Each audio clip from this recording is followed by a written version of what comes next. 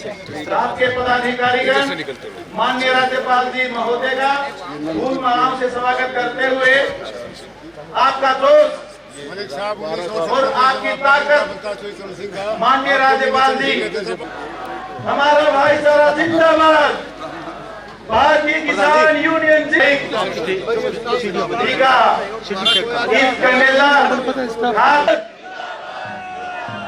आज हम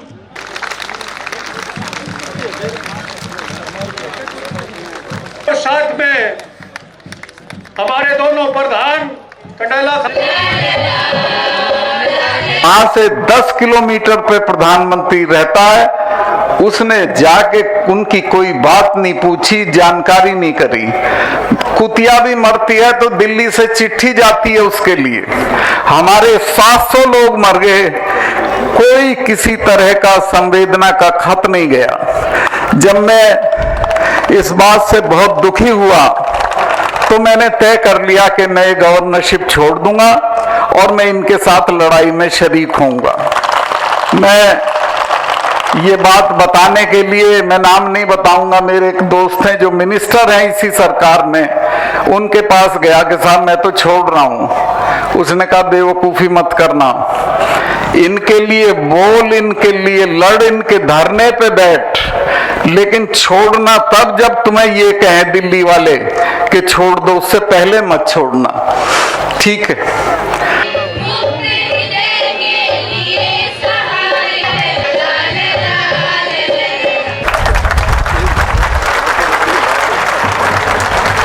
और मजदूर की जीत हुई। ये मलिक साहब ने हमारे विजय रेड्डू जी जो राष्ट्रीय खिलाड़ी है कबड्डी, कुमारी तमन्ना रेड्डू, विनीत सियाग अभतपुर भाई,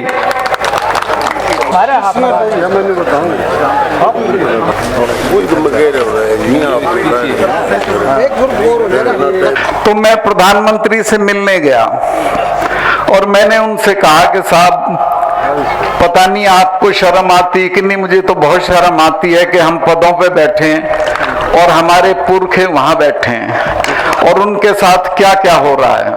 और मैं कहा उन्हें तुम किसान मत समझो, वो अपनी अपनी जगह के चौधरी हैं, लोग उनका सम्मान करते हैं, लोग 10-10, 20-20 गांव में उनकी पहचान है। तो आप उनसे बात करके इस मामले को निपटाएं, चूंकि वो न्याय की तरफ हैं, हम लोग न्याय की तरफ नहीं हैं। तो खैर मैं नहीं बताऊंगा प्रधानमंत्री ने क्या कहा, लेकिन मुझे बहुत तकलीफ हुई और मैंने तय किया कि इस लड़ाई में अब मैं आखिर तक बोलूंगा। किसान रत्न की उपाधि से आज किसान वर्ग अलंकार महोदय जी का सत्यपाल मलिक जी को सम्मानित करेंगे। श्री सत्य ताड़ी बजांदर हो भाई। मुझे कई दोस्तों ने सलाह दी कि अगर तुम चुप रहोगे तो राष्ट्रपति बन जाओगे, चुप रहोगे तो उपराष्ट्रपति बन जाओगे। मैंने कहा मैं इन पदों पे लात मारता हूं। राष्ट्रपति मेरे बड़े सम्मानित हैं, अभी रिटायर होंगे 4 महीने बाद, कुतिया भी रास्ता नहीं छोड़ेगी। कुछ नहीं होते ये पद, इन पदों का कोई मतलब नहीं है अगर आप अपने सवालों के लिए लड़ते नहीं हो।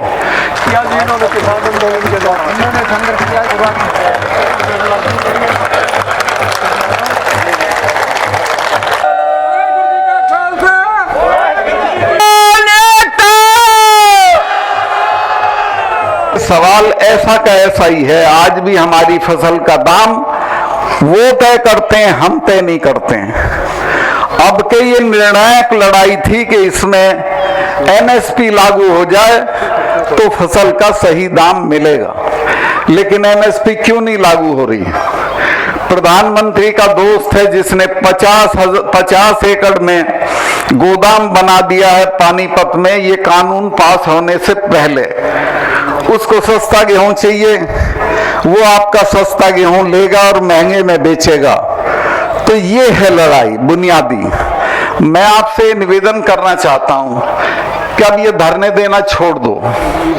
अब सड़कों पे बैठना भी छोड़ दो, इकट्ठा होके अपना राज बना लो, राज बदल दो, किसी से मांगने की जरूरत नहीं। मैं तो ये गवर्नरशिप का मेरा 6 महीने 7 महीने बचा है, इसके खत्म होते ही पूरे उत्तर भारत में घूम के किसानों को कहूंगा कि एक हो जाओ, इकट्ठे हो जाओ और दिल्ली पे अपना राज बनाओ। उपाधि से आज किसान वर्ग अलंकृत करता हूँ नौजवान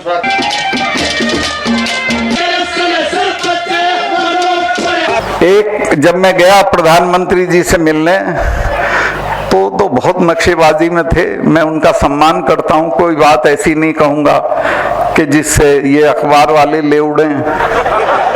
तो मैंने उन्हें कहा कि आप गलतफहमी में मत रहना, ये जो सिख हैं ये उठने वाले नहीं है, पहले आप जाओगे बाद में जाएंगे। ये वो हैं जिनके गुरु ने अपने लड़कों के सर कटवा दिए थे 4-4 के और समझौता नहीं किया था।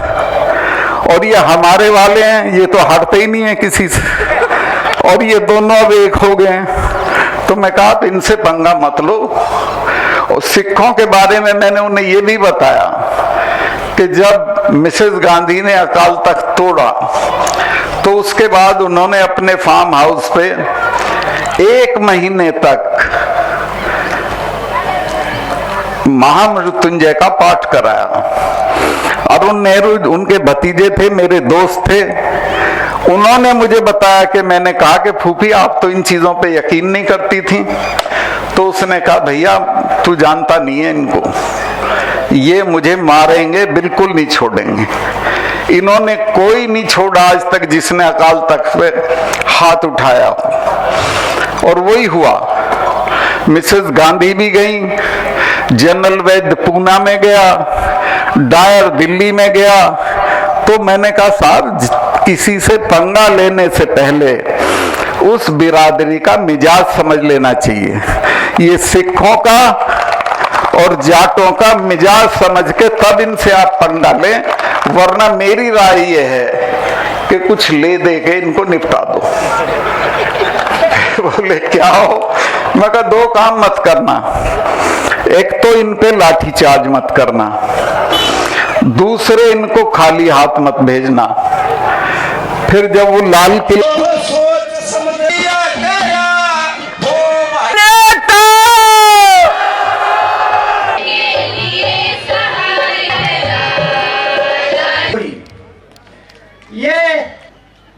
मलिक साहब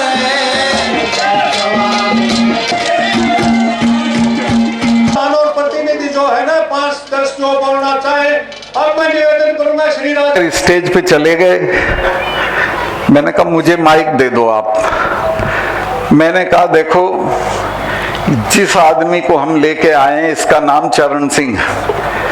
इसने नागपुर के सम्मेलन में जवाहरलाल का हाथ पकड़ लिया था कि मेरे रहते किसानों की जमीन नहीं जाएगी और कोऑपरेटिव की खेती नहीं होगी।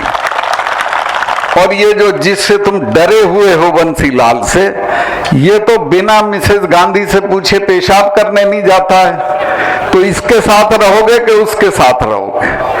और मैं कहा आप हरियाणा के चौधरी लोगों हमारा साथ दे दो, मैं 6 महीने में चरण सिंह जी को लाल किले पे चढ़ा दूंगा। आप मेरा यकीन करें, ये लाल किले की बात बिजली की तरह गई और सारी भीड़ स्टेज के पास आके चरण सिंह जी का जय जयकार करने लगी। मुझे चरण सिंह जी ने कहा बेटा कुछ मत कर, 5 ऐसे जलसे हरियाणा में कर दे और ये लाल किले का सपना दिखा दे, ये सब खड़े हो जाएंगे। और वही हुआ, पूरे देश की जट्टात खड़ी हो गई और चरण सिंह जी 6 महीने तो नहीं पर 10 महीने में लाल किले पे चढ़ गए। बात तो ये है कि 2 साल बाद चुनाव है, इकट्ठा होकर अगर वोट कर दोगे तो ये सब दिल्ली से भाग जाएंगे, किसानों का राज होगा, किसी से कुछ मांगने की जरूरत नहीं होगी। अभी यूपी में जो इलेक्शन हुआ उसका नतीजा नहीं आया है, पर मैं पश्चिमी यूपी का बता रहा हूं, जहां मैं घूमा हूं इस सवाल को लेके, किसी गांव में कोई मिनिस्टर घुस नहीं पाया। लोगों ने कहा कि हमारे यहीं मत आ जाइयो। हम जब धरने पे बैठे थे तब कहां थे तुम? स्मृति ईरानी को तो कई किलोमीटर दौड़ाया उसकी गाड़ी। तो मैं ये निवेदन करना, ये मलिक साहब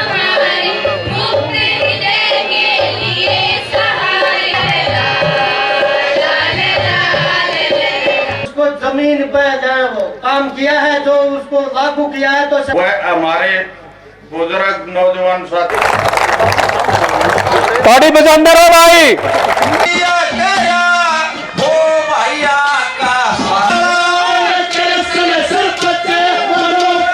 आप अगुवाई कर सकते हैं सर 10 महीने बाद इस आंदोलन की?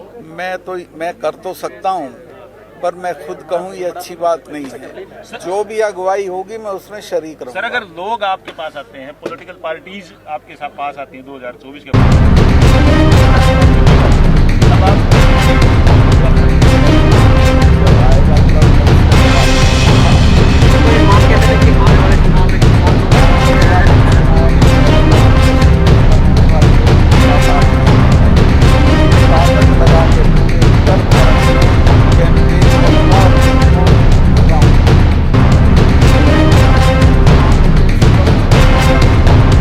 मुझे बिल्कुल डर नहीं लगता और कभी नहीं लगा। आज ही नहीं, पहले भी मैं छोड़ चुका हूँ ये चीज।